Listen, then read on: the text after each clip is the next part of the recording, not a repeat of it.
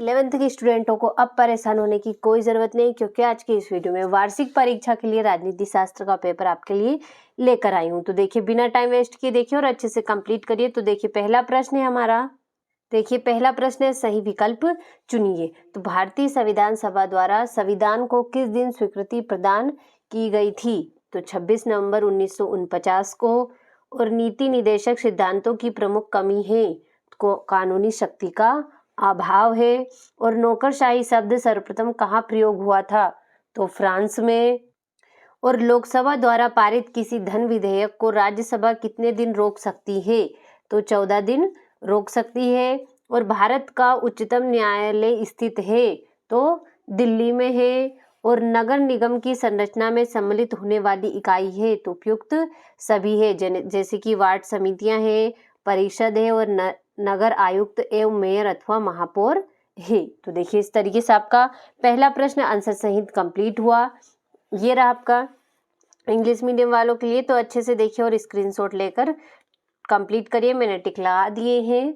तो अच्छे से स्क्रीनशॉट लें इन क्वेश्चनों का और कंप्लीट करिए। तो देखिए, पहला प्रश्न कंप्लीट हुआ। दूसरा है आपका, रिक्त स्थानों की पूर्ति कीजिए। तो देखिए, पहली हो गया आपकी, भारतीय संविधान के निर्माण में 63,96,729 रुपये व्यय हुए। और भारत में स्वतंत्र एवं निष्पक्ष चुनाव कराने वाला का उत्तरदायित्व निर्वाचन आयोग का है। और वर्तमान में राष्ट्रपति का मासिक वेतन 5 लाख रुपए है। और राज्यसभा के सदस्यों की संख्या 250 है। और भारतीय संविधान निर्माता संविधान का एक संतुलित दस्तावेज बनाने के पक्षधर थे। और प्लेटो का प्रमुख ग्रंथ रिपब्लिक है। तो देखिए, इस तरीके से आपका दूसरा प्रश्न भी आंसर सहित कंप्लीट हुआ। इसी तरीके से ये रहा आपका इंग्लिश मीडियम वालों के लिए। तो मैंने इनके आंसर भर दिए हैं ताकि आपको कोई भी परेशानी कंप्लीट करने में ना हो। तो देखिए, अच्छे से स्क्रीनशॉट ले और कंप्लीट करें। तो देखिए, इस तरीके से आप देखते हैं हमारा तीसरा प्रश्न, जो कि है सही जोड़ी बनाइए। तो महात्मा गांधी द्वारा संविधान सभा की मांग तो होगा आपका 1922 में। अनिवार्य नौकरशाही तो इसका वेबर, डिमार्क तथा रॉबसन। और संघीय सूची तो इसका होगा 97 विषय। अनुच्छेद 370 संबंधित था तो जम्मू कश्मीर से। और हिंद स्वराज तो इसका होगा गांधी जी। प्रत्येक व्यक्ति को मत देने का अधिकार तो इसका होगा आपका राजनीतिक समानता है। और मानव अधिकार तो एमनेस्टी इंटरनेशनल होगा इसका। तो देखिए, इस तरीके से आपका तीसरा प्रश्न भी सही जोड़ी कंप्लीट हुआ।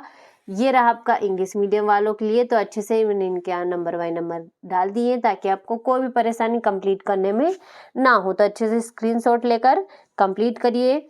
अब देखते हैं हमारा चौथा प्रश्न, जो कि है एक वाक्य में उत्तर लिखिए। तो देखिए, पहला होगा आपका, राजनीतिक सिद्धांत स्वतंत्रता, समानता, न्याय, लोकतंत्र तथा धर्मनिरपेक्षता इत्यादि अवधारणाओं का आशय स्पष्ट करते हैं। और व्यक्तिगत स्वतंत्रता का सबसे प्रमुख समर्थक कौन था? तो J.S. मिल। और समानता से क्या तात्पर्य है?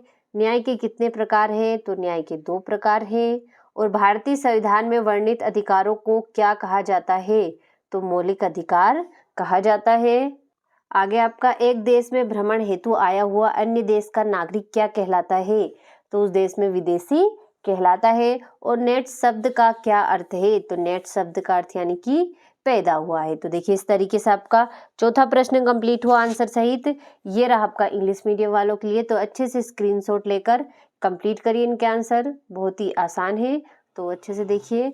अब देखते हैं हमारा पांचवा प्रश्न, जो कि है सत्य सत्य लिखिए। तो भारत के राष्ट्रपति के पद हेतु कम से कम 35 वर्ष की आयु होना आवश्यक है। तो सत्य होगा।